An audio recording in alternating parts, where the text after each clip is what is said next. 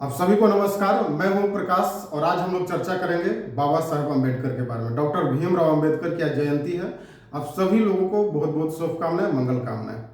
हम लोग उनके बारे में कुछ चर्चा करेंगे और ऐसे बातों के ऊपर चर्चा करेंगे जो आज के समाज में लोगों को जानना जरूरी है, समझना जरूरी है। चुनावी रंग, कुछ लोग चुनावी रंग देने का प्रयास करते हैं चुनाव के समय में कि दलित के नेता हैं, लेकिन दलित के वो नेता हैं नहीं है, हम उन सारी चीज़ों पे नहीं जाना चाहेंगे। लेकिन हमारे लिए वो हमारे आदर्श हैं और अभी तक के जितने भी जो महान नेता जो लीडर्स हुए हैं, उन सब में सबसे ज़्यादा अगर मेरे दिल में अगर सम्मान है तो डॉक्टर भीमराव अम्बेडकर के लिए, बाबा साहेब अम्बेडकर के लिए है। संविधान सभा ड्राफ्टिंग कमेटी जो था उसके वो मेंबर थे और संविधान बनाने में सबसे ज़्यादा उनका भूमिका रहा है। इन सारे चीज़ों को हम सभी लोग जानते हैं।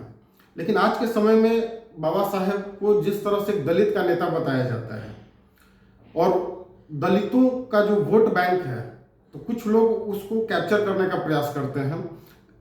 तो इन सारी चीज़ों को हम लोग को समझना पड़ेगा। अब समझना क्या है कि क्या हमें उनसे क्या सीखना चाहिए, पूरे समाज को क्या सीखना चाहिए।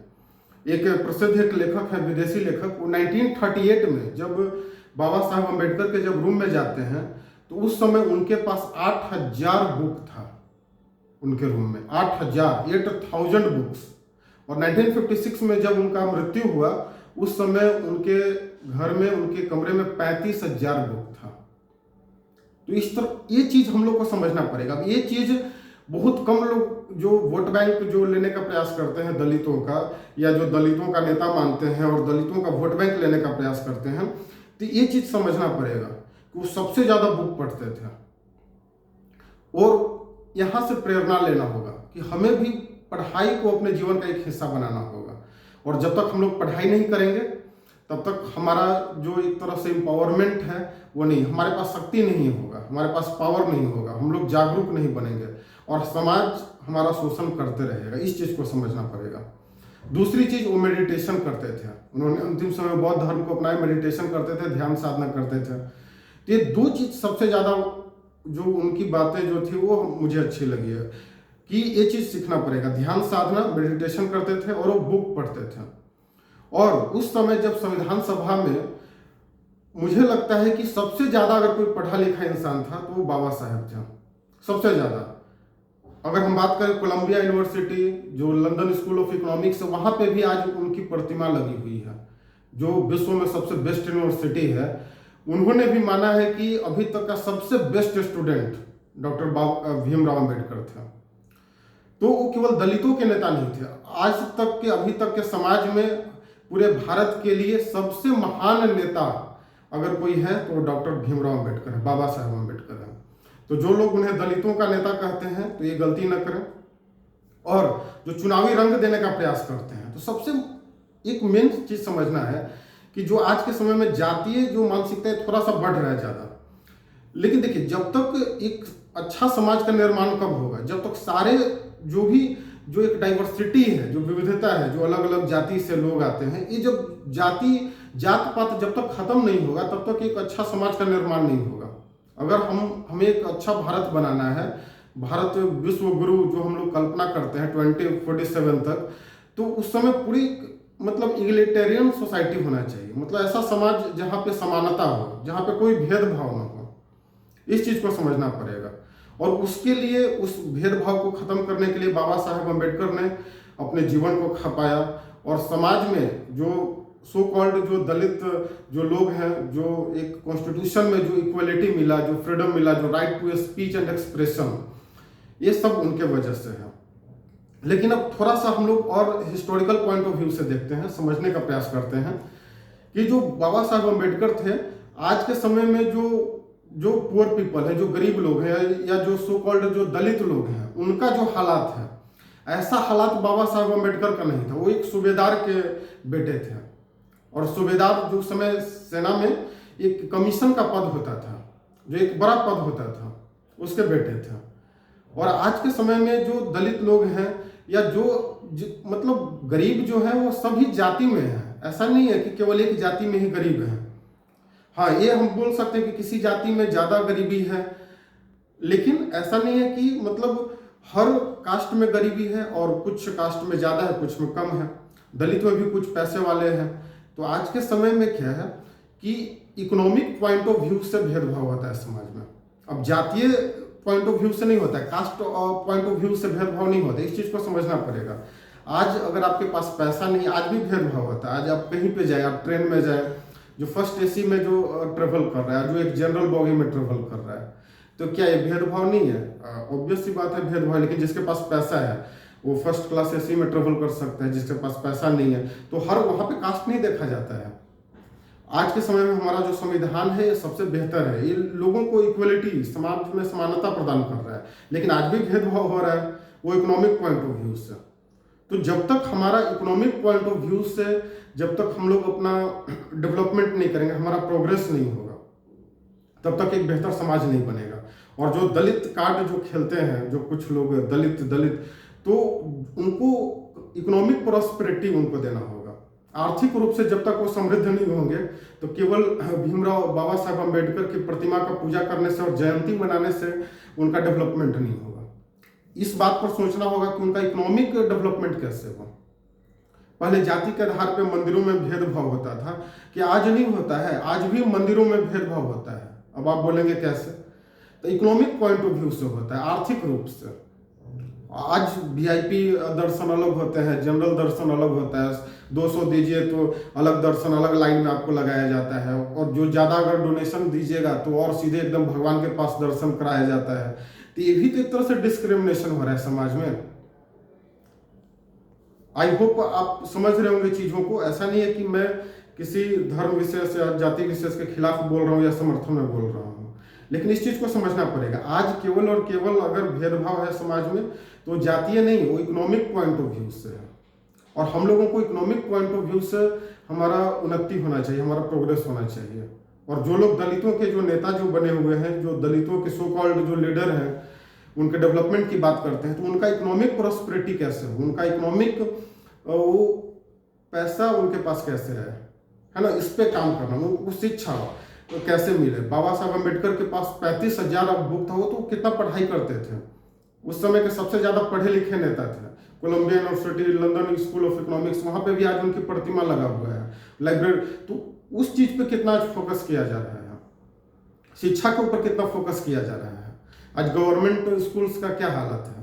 गवर्नमेंट स्कूल्स अगर बेहतर हो जाए, सभी लोगों को राइट टू एजुकेशन तो दिया गया, ठीक है, बहुत ज़्यादा प्रोग्रेस भी हुआ है उसमें, लेकिन कितने उस परिवार के, उस समाज के बच्चे वहाँ पे पढ़ाई कर रहे हैं, कितने उस समाज के बच्चे हायर स्टडीज कर रहे हैं।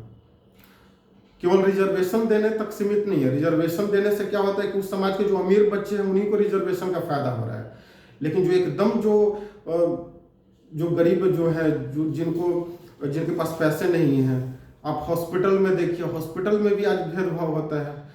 तो हम लोग केवल जातीय पॉइंट ऑफ व्यू से भेदभाव को नहीं देखे। आज समाज में उससे ज़्यादा भेदभाव हो रहा है, डिस्क्रिमिनेशन है। जिसके पास पैसा है वो प्राइवेट हॉस्पिटल में जा रहा है, जिसके पास पैसा नहीं है, आप कोई भी गवर्नमेंट हॉस्पिटल में जाइए, वहाँ पे हालात देखिए लोगों का क्या है। अब वहाँ पे कास्टिज्म नहीं है कि जनरल कास्ट क्या है, ये ओबीसी है या दलित है, SC ST है। अगर आपके पास पैसा नहीं है तो आपको अच्छे हॉस्पिटल में आप इलाज अपने नहीं करा सकते हैं। आप अपने बच्चों को अच्छे स्कूल में पढ़ा नहीं सकते हैं। आप ट्रेवल फर्स्ट क्लास AC में नहीं कर सकते हैं। तो इन सारी चीज़ों पे हम लोग को फोकस करना है। एजुकेशन पे फोकस करना है, एम्प्लॉयमेंट पे फोकस करना है। तो ये जागरूकता जब तक हमारे अंदर नहीं आएगा, जब तक समाज के लोगों के अंदर नहीं आएगा, तो केवल बस वोट बैंक बनकर रह जाएंगे। तो मेरा बस यही कहना है कि आज बाबा साहब अम्बेडकर की जो जयंती है, तो हम लोग को शिक्षा पे फोकस करना है। और कोई हमें आगे बढ़ाने वाला आपको नहीं आएगा। हमें खुद अपने तरह से अपने ऊपर काम करना पड़ेगा। हमें शिक्षित होना पड़ेगा। कोई भेदभाव नहीं है। हमारा जो संस्कृति है, भारतीय जो संस्कृति है, इसमें इक्वलिटी था समाज में। आज मनुस्मृति की चर्चा होती है या भेदभाव जातीय, मैं इतना पढ़ा लिखा भी नहीं हूँ, उन सारी चीज़ों को नहीं पढ़ा हूँ, लेकिन जहाँ तक थोड़ा बहुत भी जो नॉलेज है, गुण और कर्म के आधार पे समाज को बांटा गया था, न कि जात पात के आधार पे। ये जो ब्राह्मण, क्षत्रिय, शूद्र, वैश्य, शूद्र, ये सब गुण और कर्म के आधार पे। कोई भी जो पढ़ा लिखा होता था, जो पढ़ाना चाहता था, पढ़ना चाहता था, वो ब्राह्मण कैटेगरी में होता था। जो कुछ नहीं करता था वो शूद्र होता था। अगर कोई शूद्र का बेटा भी अगर पढ़ लिख लेता था तो वो ब्राह्मण कैटेगरी में आ जाता था।